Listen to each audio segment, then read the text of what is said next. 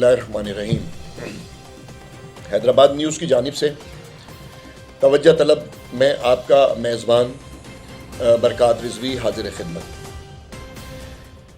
आज के मौज़ूआत में शहरियों के मसाइल, इंतहाई ज़रूरी मसाइल और फिर उसके बाद सरहदी सूरत हाल। तो मैं सबसे पहले बात करूंगा सुई सदरन गैस और वापडा की। वापडा जो कि कहीं लेस्को है, कहीं हैस्को है, कहीं पेप्को है, वगैरह वगैरह। वापडा की तरह वापडा को लोगों ने बर्दाश्त किया, बर्दाश्त करती चली आ रही है। सूरत हाल ये है कि मॉनसून या फिर गर्मियों का मौसम आता है तो घंटों घंटों लाइट नहीं होती। बाज़ इलाकों में 24-24 घंटे, 48-48 घंटे, 72-72 घंटे लाइट नहीं होती। ये शहरों की सूरत हाल है और देहातों में तो इससे ज़्यादा गंभीर सूरत हाल है। आज तक वापडा को कोई लगाम नहीं दे सका, कोई सबक नहीं सिखा सका। वापडा ने, मैं वापडा इसलिए कह रहा हूँ कि लेस्को, हैस्को, पेप्को ये सब उसी के बच्चे हैं, तो पॉलिसी वहीं से निकलती है और फिर उस पर ये जो है रीजनल लेवल पे ये इदारे काम करते हैं। तो इन्होंने न सिर्फ इन्होंने इंतहा की हुई थी, अब उसके बाद सुई सदरन गैस ने भी इंतहा कर दी। और नाजरीन, शहरियों के, पाकिस्तानियों के हुकूक पर डाके मारने शुरू कर दिए। डाके इस तरह के स्लेब मुतारफ़ कराया है बिलिंग में मिसाल के तौर पे सुई सदरन गैस की बात करूंगा। स्लेब नंबर 1 272 रुपये। अगर 272 रुपये से बिल ऊपर जाता है, रीडिंग ऊपर जाती है, तो स्लैब नंबर 2 आ जाता है और स्लैब नंबर 2 डायरेक्टली 1257 रुपये का है, 1257 रुपीज़ का है। स्लैब नंबर 3, स्लैब नंबर, ये बेसिकली रीडिंग से ब्रैकेट किया हुआ है। स्लैब नंबर 3 डायरेक्टली 4570, 4570 रुपीज़ पे चला जाता है। Slab number 5 18,227, 18,227 rupees. और फिर स्लैब नंबर 9 18,290। अब मैं बताता चलूं कि पहले स्लैब में दूसरे स्लैब के दरमियान जो फ़र्क है वो 1000 रुपये का है। दूसरे स्लैब और तीसरे स्लैब के दरमियान में जो फ़र्क है वो 3,300 रुपये का है। तीसरे स्लैब के रेट में, तीसरे स्लैब और चौथे स्लैब के रेट के दरमियान जो फ़र्क है वो 9,000 रुपये का है। स्लैब बेसिकली, अब इससे जो मेरा तजज़िया किया हुआ है, मुमकिन है सारफीन मुझसे ज़्यादा बेहतर समझते हों, स्लैब बेसिकली धोखा है, बेईमानी है, लोगों के साथ ज़्यादती है। सारफीन को महंगाई के दलदल में धकेलने का एक बिल्कुल नया जाल है, जिसमें अब बुनियादी तौर पे बिजली और गैस जो है वो ज़िंदगी का हिस्सा बन गए हैं, ज़रूरियात ज़िंदगी बन गए हैं। उसके बगैर किसी भी शख्स की या किसी भी घर की, किसी भी कुनबे की गाड़ी नहीं चल सकती। बिजली नहीं होगी, पानी नहीं होगा। बिजली नहीं होगी, घर में रोशनी नहीं होगी। बिजली नहीं होगी, घर के दीगर काम नहीं होंगे। बिजली नहीं होगी तो घर में सुकून नहीं होगा। बिजली नहीं होगी तो बच्चों की पढ़ाई नहीं होगी। بجلی نہیں ہوگی تو آرام نہیں ہوگا، اسی طرح گیس نہیں ہوگی تو کھانا نہیں ہوگا، جب کھانا نہیں ہوگا تو انسان جو ہے وہ ظاہر کھانا انسان کی خوراک ہے اور انسان کے لیے پیٹرول کی طرح ہے، ایندھن کی طرح ہے کہ وہ اس سے آگے. اب میں عرض کرتا چلوں، اگر ریٹ بڑھانا مقصود ہوتا تو MBTU کا ریٹ بڑھاتے.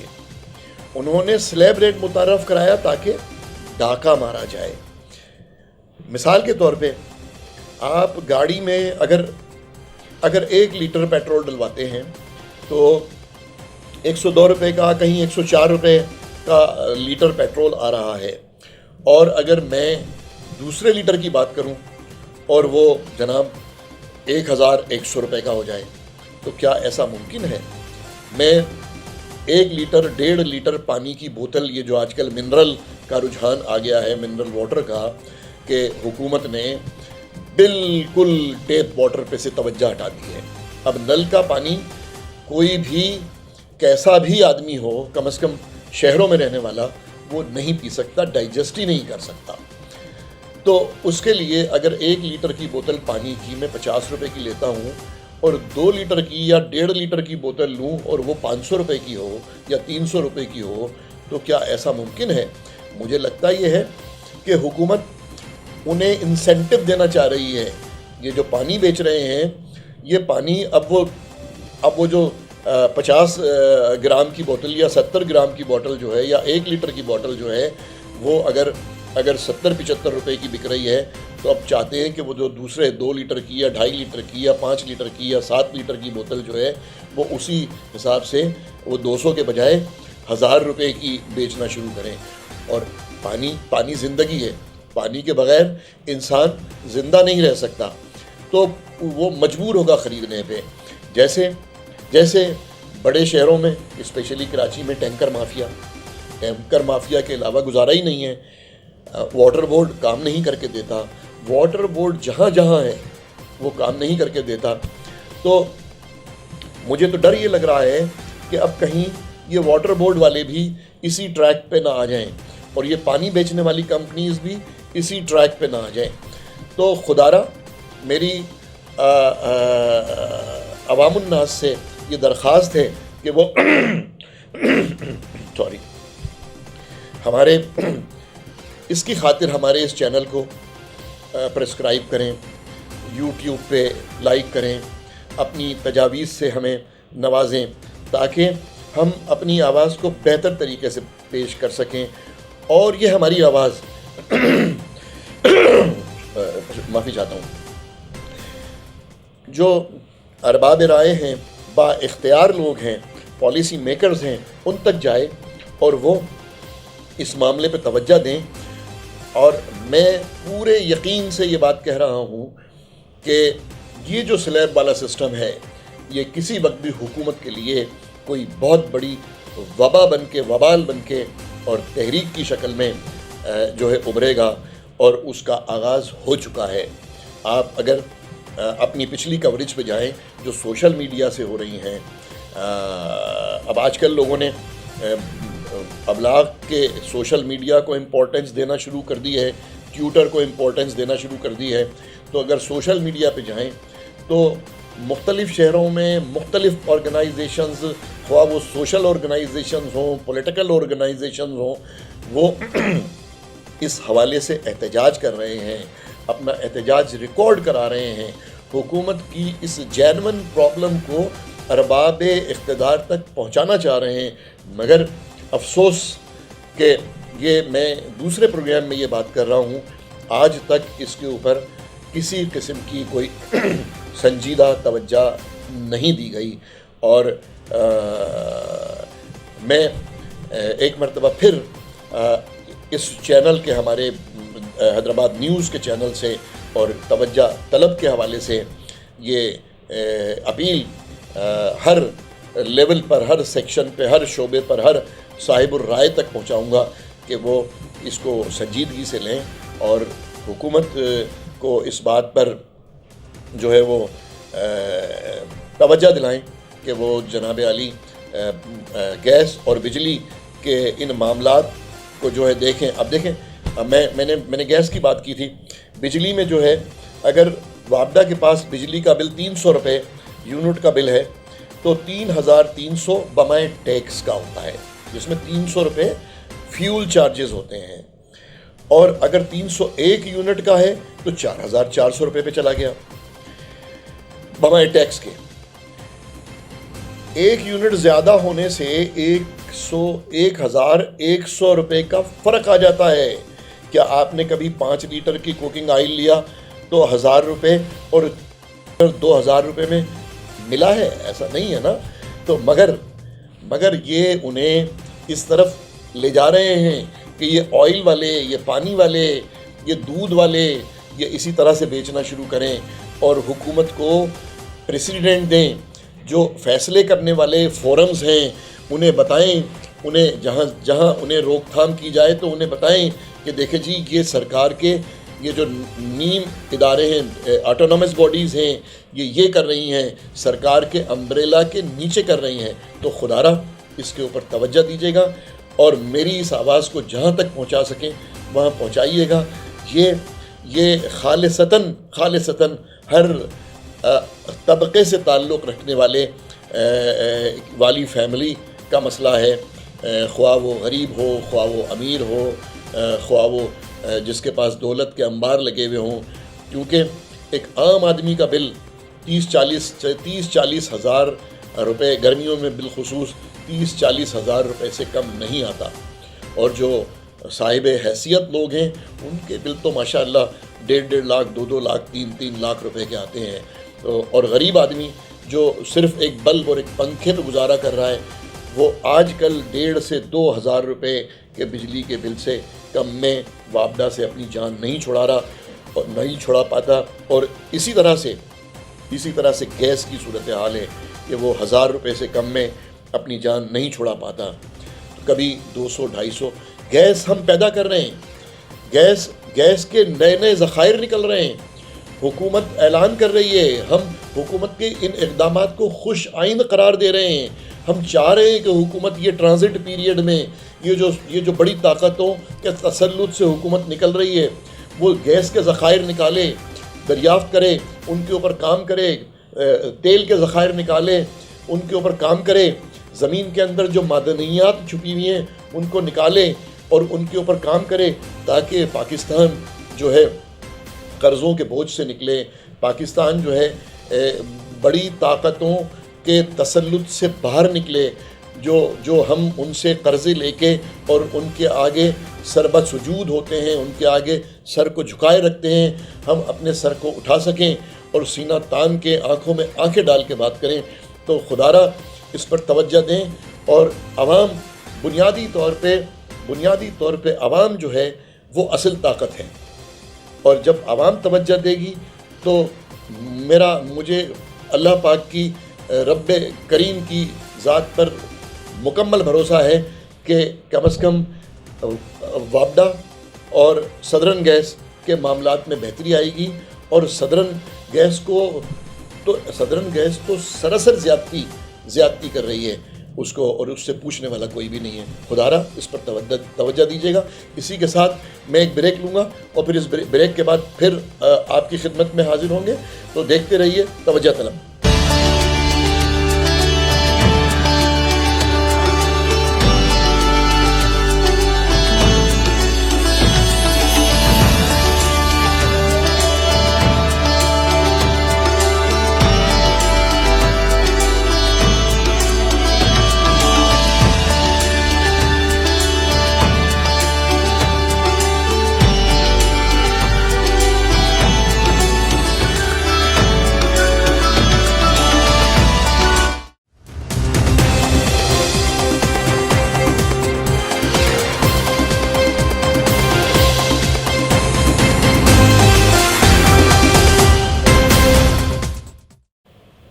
Welcome back. ناظرین، ڈومیسٹک بات ہو رہی تھی. ڈومیسٹک تو نہیں، پورے ملک کے لیے وہ مسئلہ تھا جس پہ بات ہو رہی تھی. اب ہم بات کریں گے انٹرنیشنل صورتحال، سرحدوں کی صورتحال. کیونکہ پاکستان کے لیے یہ بہت بڑا مسئلہ ہے. بنیادی طور پر میں نے پچھلی مرتبہ بھی یہ بات کہی تھی کہ بنیادی طور پر ابھی پچھلے دنوں میں نے کشمیر ریلی کے حوالے سے اپنے میسج کے ریکارڈنگ میں یہ بات کی کہ نہ بھارت کشمیر میں ظلم اور بربریت کا بازار گرم کرتا، نہ وہ 370 کی وہ سیکشن جس کے تحت مقبوضہ کشمیر کو پروٹیکشن حاصل تھا اس کو ختم کرتا، نہ یہ صورتحال پیدا ہوتی. یہ سب اسی کے ساتھ لنک کرتی چلی آ رہی ہیں صورتحال. مختصراً جائزہ لوں گا کہ انڈیا نے کس کے کہنے پہ اتنا بڑا ڈیسیشن لیا مقبوضہ کشمیر سے متعلق، اور اس کی وجہ سے اس کے ملک میں مسلم ہندو فسادات شروع ہو گئے.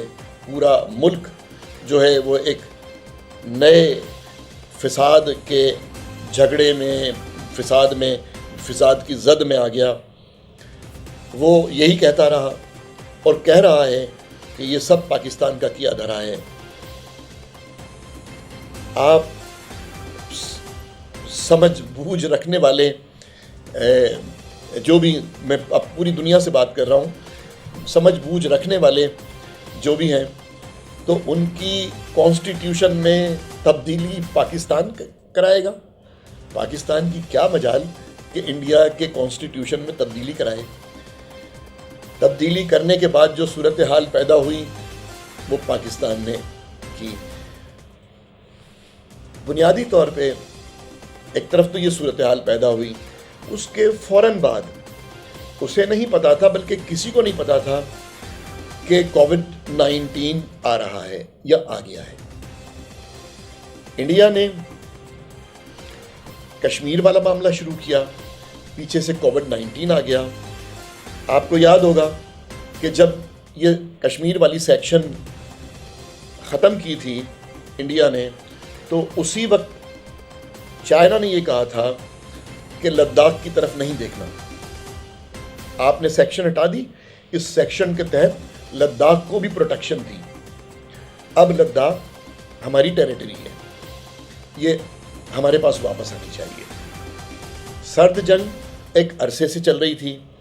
1962 میں بھی جنگ ہوئی، آپ جانتے ہیں.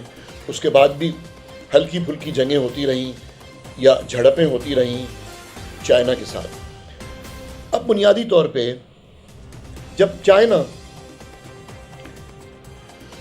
دنیا کی اکانومی وائز بڑی طاقت بننے جا رہا تھا تو یقیناً مثلا یہ ہر سوجھ بوجھ رکھنے والے، چاہے وہ چھوٹی مائکرو لیول پہ ہو یا ہائی لیول پہ ہو، اس کی سوچ ہوتی ہے کہ وہ اپنے آپ کو پروٹیکٹ کرے. چائنا نے اپنے اس کاروباری پھیلاؤ کے مد نظر سی پیک انٹروڈیوس کرایا. سی پیک بنیادی طور پہ پاکستان سے شروع ہوا. پاکستان سے مراد میرا یہ ہے گوادر پورٹ سے شروع ہوئی. گوادر پورٹ انڈیا نے ایران کے ساتھ مل کے اور دیگر طاقتوں نے سی پیک کو فیل کرنے کے لیے، ہم بات کر رہے تھے چابہار ریلوے کی، تو بنیادی طور پہ چابہار ریلوے جو ہے وہ بیسکلی تو سی پیک کا اپوننٹ تھا، اور وہ اس لیے ڈالا جا رہا تھا کہ سی پیک کے پروجیکٹ کو فیل کیا جا سکے. خدا کا کرنا ایسا ہوا کہ یہ جو انڈیا کی صورتحال، پھر کووڈ-19، پھر اس کے بعد امریکہ میں یہ کووڈ-19 تو پوری دنیا میں پھیل گیا. پھر اس کے بعد امریکہ میں، بالخصوص امریکہ میں، کیونکہ ابھی تک پوری دنیا میں جو انٹرنیشنل پولیٹکس ہے اس پہ امریکہ ڈومینیٹ کر رہا ہے. آج تک کی صورتحال یہی ہے. تو اس کے بعد بہت سارے مبصرین اور رائے رکھنے والے خواہ وہ انٹرنیشنل ہوں، خواہ وہ لوکل ہوں، خواہ وہ انٹرنل ہوں، ان کا خیال یہ ہے کہ اب تبدیلی جو ہے وہ متوقع ہے، اور ظاہر تبدیلی ایک دن میں نہیں آتی، تبدیلی وقت لیتی ہے۔ تو میرا مقصد کہنے کا یہ تھا کہ امریکہ جو ہے وہ کووڈ-19 میں تو الجھا ہی ہوا تھا، اس کے ساتھ ایران کے ساتھ اس کے معاملات چل رہے تھے، پھر ریشیا کے ساتھ جو سرد جنگ ہے وہ چلتی ہی رہتی ہے، مثلا آج تک یہ دونوں ایک ساتھ نہیں بیٹھے ہیں۔ کوریا کے ساتھ بھی معاملات کچھ اسی قسم کے تھے۔ تو امریکہ جو تھا وہ کووڈ-19 میں الجھ گیا، اور کووڈ-19 میں جو اس کی تباہ کاریاں ہیں، ان تباہ کاریوں میں امریکہ جو ہے پہلے نمبر پر ہے، جو کووڈ نقصان پہنچا رہا ہے امریکہ پہلے نمبر میں۔ اسی کووڈ-19 کے ساتھ ساتھ امریکہ میں جو ہے وہ نسلی فسادات شروع ہو گئے جو آج تک چل رہے ہیں، جس پہ قابو نہیں پایا جا سکا ہے۔ اب اس صورتحال کو دیکھتے ہوئے میرا ذاتی خیال ہے کہ چائنا نے جو فیصلہ لیا، فیصلے اسی طرح لیے جاتے ہیں۔ چائنا نے فیصلہ لیا کہ کیوں نہ لداخ اور اس سے ملحقہ ایریاز جو چائنا کلیم کرتا ہے وہ انڈیا سے لے لیے جائیں واپس، اور وہ لے لیے اس نے۔ آج بھی صورتحال یہ ہے کہ کل جو مبصرین ہیں اس پر، جنہوں نے گہری نظر رکھی ہوئی ہے عسکری معاملات پہ دنیا کے، ان کا خیال یہ ہے کہ چائنا جو ہے وہ پیش قدمی کر رہا ہے، نہ کہ پیچھے ہٹ رہا ہے۔ آپ کو میں تھوڑا سا اس موضوع میں اس طرف جاؤں گا۔ انڈیا پہلے دن سے اپنے انڈینز کو، بھارتیوں کو جو ہے انڈیا کی حکومت، بالخصوص وہاں کا پرائم منسٹر جو ہے مودی، وہ بیوقوف بناتے رہے، انہیں یہ کہتے رہے کہ ہماری 1 انچ زمین کسی نے نہیں لی، انہیں بتاتے رہے کہ ہمارے ساتھ کچھ نہیں ہوا، انہیں بتاتے رہے کہ یہ جو بیمار ہوئے ہیں یہ وہ ایریا ایسا ہے، انہیں بتاتے رہے کہ یہ کہیں کہ یہ وہ برف کے پہاڑوں سے گر گئے، کہیں بتاتے رہے کہ یہ صورتحال ایسے ہو گئی اور وہ صورتحال ایسے ہو گئی۔ پہلے انہوں نے 3 زخمی بتائے، پھر انہوں نے 30 زخمی بتائے، پھر انہوں نے 40 زخمی بتائے، اور پھر انہوں نے 3 جو ہے وہ ڈیڈ بتائے، پھر انہوں نے 20 ڈیڈ بتائے۔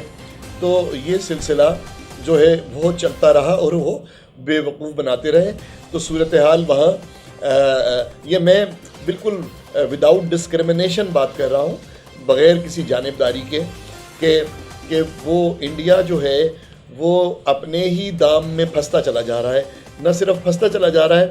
اچھا، اب اس طرف آتے ہیں، اس کو مکمل کرتے ہیں۔ تو انڈیا کو یہ بھروسہ تھا کہ جب میں یہاں کشمیر والے معاملے کو نمٹاؤں گا اور کشمیر کی جو آزادی ہے اس کو ختم کروں گا، اور مقبوضہ کشمیر کو جس قانون کے تحت پروٹیکشن دی ہوئی تھی اس کو ختم کروں گا، اور اس زمین پہ، کشمیر کی زمین پہ دوسرے لوگوں کو شامل کرنے کے لیے انہیں اجازت دوں گا کہ وہ قبضہ کریں اور خرید و فروخت کریں، وہاں کشمیر میں جا کے کشمیر کی قیمتی زمین میں حصے دار بنے۔ تو یہ سارا اس دوران، اس کے فوراً بعد امریکہ جو ہے وہ کووڈ میں پھنس گیا، کووڈ کے ساتھ اس میں اپنے نسلی فسادات میں پھنس گیا۔ تو انڈیا نے امریکہ سے مدد مانگی، امریکہ نے بالکل کلیئر الفاظوں میں منع کر دیا کہ اپنے معاملات خود نمٹو۔ مگر اس کے چند ہی دنوں کے بعد صورتحال تبدیل ہوئی۔ کمبوڈیا میں جو ہے چائنا نے جزیرہ لیا، زمین لی، جہاں اس نے اپنے اڈے بنائے۔ یہ میں ریپیٹ کر رہا ہوں، پچھلی مرتبہ بھی یہ بات کہہ چکا ہوں۔ تو مجبوراً امریکہ کو آنا پڑا جنگ میں، اور اسی کے ساتھ ساتھ انڈیا مسلسل امریکہ کو یہ کہہ رہا تھا کہ جی ہمیں سفارتی لیول پہ مدد چاہیے، مگر سفارتی لیول سے زیادہ ہمیں مدد چاہیے کہ آپ ہمارے ساتھ آ کے کھڑے ہوں۔ تو اب جو ہے وہ بحر ہند میں، بالخصوص بحر ہند میں اور جناب علی جہاں انڈیا بھی ہے اور امریکہ بھی ہے اور دوسرے ممالک بھی ہیں، وہ اپنے اپنے سمندری حدود میں مشقیں کر رہے ہیں، جس میں رشیا جو ہے وہ اپنی سمندری حدود میں مشق کر رہا ہے، انڈیا اور امریکہ مل کے مشق کر رہے ہیں، چائنا، پاکستان، کوریا، یہ اور دیگر ممالک جن کے پاس جو ہے بحری قوتیں ہیں وہ اپنی اپنی مشقیں کر رہے ہیں۔ اور نہ صرف مشقیں کر رہے ہیں، ایران نے جو ہے امریکہ کے 2 بحری بیڑے غرق کر دیے، ایران کے جوہری توانائی کے جو اسٹیشن تھا اس پر اٹیک کیا گیا، اسے تباہ کر دیا گیا۔ اسرائیل بھی اس میں کود گیا ہے۔ اب اسرائیل اور جناب علی وہ جو ہے وہ اسرائیل انہیں ایران کے جو ہے جوہری توانائی کے اسٹیشنز ہیں ان کو نشانہ بنا رہا ہے۔ تو مگر اب صورتحال اس کے برعکس ہو گئی ہے۔ عراق، شام، ایران حکمت عملی بنا رہے ہیں۔ امریکہ اور اسرائیل کیونکہ ساتھ ہیں، ان کا پروگرام اسرائیل کو نیست و نابود کرنا ہے، ختم کرنا ہے۔ اس میں جو ہے کسی حوالے سے رشیا بھی شامل ہو گیا ہے۔ اس طرف جو ہے رشیا کے ساتھ بھی جو ہے وہ صورتحال تبدیل ہو رہی ہے۔ امریکہ نے، روس نے اور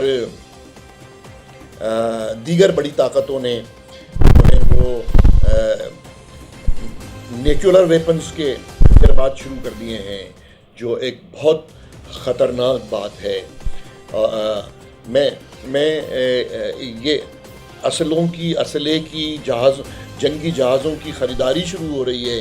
امریکہ نے شور کیا ہوا ہے کہ اسے جو ہیں وہ 5 رافیل طیارے مل رہے ہیں، 5 رافیل طیارے جن میں جو 29 تاریخ کو انڈیا کے حوالے کیے جائیں گے۔ تو میرا خیال ہے اب 2 دن یا 3 دن باقی رہ گئے ہیں انہیں اس کی ڈیلیوری ملے گی۔ میں اس حوالے سے بات کروں، اگر میں رافیل طیارے کا موازنہ JF-17 سے کرتا ہوں اور رافیل طیارے کا موازنہ 5th جنریشن 20B سے موازنہ کرتا ہوں، تو رافیل تو کہیں کسی کونے میں 5th جنریشن 20B کے مقابلے میں کہیں نہیں کھڑا ہوتا۔ تو یہ میں رسوخ سے یہ بات کر رہا ہوں۔ اور انہوں نے 5 رافیل طیارے تھے، غالباً انہیں 29 ملنے ہیں، غالباً وہ ابھی ٹائم لگے گا، 15 دن کے وقفے کے ساتھ یہ ڈیلیوری انہیں ملنی ہے، تو ملتی بھی ہے یا نہیں ملتی۔ 5 طیارے جو رافیل ملے ہیں اس کے اوپر انڈیا کی میڈیا نے اتنا واویلا کیا ہے کہ وہ زمین اور آسمان ایک ساتھ ملا دیے ہیں کہ 5 طیارے جو رافیل ہیں وہ نہ صرف چائنا کو ختم کر دیں گے، پاکستان کو تباہ کر دیں گے، پوری دنیا فتح کر لیں گے۔ میں کوئی ذی عقل رکھنے والا شخص اگر اس کو سوچے کہ میں چھوٹی سی کہ یہ جو رافیل ہو یا JF-17 ہو یا 5th ہو، یہ خود نہیں اڑتے، یہ ڈرون نہیں ہے کہ جا کے کام کر کے واپس آ جائیں گے۔ اس کے اندر پائلٹ بیٹھتا ہے، اور ان 3 طیاروں میں، اس کے 5 طیاروں میں 3 طیاروں میں ڈبل سیٹ ہے، 2 طیاروں میں سنگل سیٹ ہے۔ آپ کے پاس، انڈیا کے پاس، میں انڈیا کو بتانا چاہ رہا ہوں، انڈیا کے پاس یہ جو پائلٹس جو ان کے پاس موجود ہیں وہ ابھینندن جیسے ہوں گے نا۔ انہوں نے سب سے بہترین پائلٹ بھیجا تھا پاکستان پر حملہ کرنے کے لیے، پاکستان کے ساتھ چھیڑ چھاڑ کرنے کے لیے۔ آپ اس کی حیت، اس کی باڈی، اس کے چہرے کا انداز، اس کی ماسٹیچز، مونچھوں کا انداز دیکھیں تو وہ غالباً انڈیا کا سب سے بہترین پائلٹ تھا ابھینندن، جسے بھیجا تھا. اس نے یہاں آ کے جو اس نے بیانات دیے وہ کوئی ڈھکی چھپی بات نہیں ہے. اس نے یہاں آ کے پاکستان فوج کی ایکسپرٹیز کی، پاکستان فوج کے رولز ریگولیشنز کی، پاکستان فوج کی ہاسپٹلٹی کی، پاکستان فوج کے کردار کی تعریف کی کہ یہ پاکستان فوج کا کردار ہے. پاکستان کو پوری دنیا میں انڈیا جیسے دوسرے دیگر ممالک مل کر پاکستان کو بدنام کرنے پہ تلے ہوئے ہیں کہ پاکستان دہشت گرد ملک ہے، پاکستان جنگ چاہتا ہے، پاکستان پوری دنیا کا امن تباہ کرنا چاہتا ہے. میرے اس تجزیے سے کہ نہ یہ کشمیر میں یہ صورتحال پیدا کرتا انڈیا، نہ یہ دنیا جو ہے تیسری جنگ عظیم کی طرف جاتی. میں اب جیسے آپ کو پتہ ہے، میں صرف ایک بات اور اپنی اس کو سم اپ کروں گا. ویڈیو طویل ہوتی جا رہی ہے، لمبی ہوتی جا رہی ہے، تو صرف انڈیا کے حوالے سے بات کروں گا کہ انڈیا کے گرد جو ہیں وہ اس کے سراؤنڈنگ میں یا اس کے نزدیک، ایک آدھ اس کے نزدیک بھی ہے، اس کے سراؤنڈنگ میں اس کے 9 پڑوسی ہیں. ان 9 پڑوسی میں پاکستان ہمیشہ سے انڈیا کی نظروں میں کھٹکتا رہا. چائنا سے کی طرف دیکھنے کی اس میں ہمت نہیں ہے، سکت نہیں ہے. انڈیا نے پرانی بات ہے ہمارے ساتھ بنگلہ دیش کے ساتھ جو کیا، میں اب پرانی ہسٹری پہ نہیں جا رہا. بنگلہ دیش ہمارا بھائی ہے، ہمارا حصہ ہے، ہمارے جسم کا حصہ ہے، ہمارا خون ہے. ہمارے ساتھ اس کی تہذیب، ہمارا مذہب اور ہمارا تمدن کے واسطے ہیں اس کے ساتھ. تو اب کیا صورتحال بنی ہے کہ یہ جو اپنا انڈیا کے ساتھ جو ممالک اس کے ارد گرد جو موجود ہیں، ان میں جناب علی افغانستان ہے، ایران ہے، روس ہے، بنگال ہے، نیپال ہے، بھوٹان ہے، کوریا ہے. یہ سارے ممالک، ان سارے ممالک میں اب بھوٹان، ابھی بنگلہ دیش ناراض ہو گیا. بنگلہ دیش نے جو ہے جیسے چابہار ریلوے سے ایران نے باہر کر دیا کہ چابہار ریلوے محفوظ ہاتھوں میں چلی گئی، وہ چائنا کے ہاتھ میں چلی گئی. چائنا کا جو سی پیک تھا وہ مزید اسٹرنتھن ہو گیا، مضبوط ہو گیا. اب یہ اس بات کی ضمانت ہے کہ اب جو دور آئے گا وہ سب کانٹیننٹ کا آئے گا، سارک کنٹریز کا آئے گا. چائنا نمبر 1 پر ہوگا، پاکستان کا بھی نمبر 2 کے اس پورے کام میں. یہ جو سی پیک چائنا کو دنیا میں نمبر 1 بنانے میں سی پیک کا کردار ہے نا، اور سی پیک نکل رہا ہے پاکستان سے. تو انڈیا تنہا ہو گیا. انڈیا کو میرا پورا یقین ہے انڈیا کو ایک نہ ایک دن سرنڈر کرنا پڑے گا، اور سرنڈر کرنے کے بعد وہ بھی اسی سب کانٹیننٹ میں یہ جو سارک کنٹریز ہیں اس کے ساتھ مل کر کام کرنا پڑے گا. اپنی غلطیوں کا اعتراف کرنا پڑے گا. انڈیا کو نی ڈاؤن ہونا پڑے گا، اور نی ڈاؤن ہو کے یہ کہنا پڑے گا کہ اب تک ہماری پالیسیز غلط تھیں اور ہم غلطی پہ تھے. ہم اپنے ملک کے معصوم انڈینز کے ساتھ، ہندوستانیوں کے ساتھ زیادتی کر رہے تھے. ہم اپنے معصوم انڈینز کو آپس میں لڑا رہے تھے، ان کا خون بہا رہے تھے، ان کی جانوں سے کھیل رہے تھے، ان کی املاک سے کھیل رہے تھے. میں پورے یقین سے یہ بات کہہ رہا ہوں کہ ایک دن وہ جھکنا پڑے گا. کیوں کہ اس سب کانٹیننٹ میں انڈیا اکیلا رہ جائے گا. امریکہ سمندر کی حد تک تو کرے گا مدد، سمندر میں کیوں کہ بحر ہند میں یہ جو ساؤتھ سی میں چائنا نے اپنے آپ کو بے انتہا مضبوط کر لیا. اب چائنا بحر ہند میں جا رہا ہے. بحر ہند میں جانے کا مطلب یہ ہے کہ سی پیک چابہار کے بعد یہ جو سمندری راستہ ہے اس پر چائنا کی حکمرانی ہوگی. لائک کیجیے اور اپنے تجاویز دیجیے گا اور ہم آپ کی تجاویز کو خوش آمدید کہیں گے اور سراہیں گے اور اپنے پروجیکٹ کو بہتر سے بہتر بنائیں گے. اسی کے ساتھ اجازت.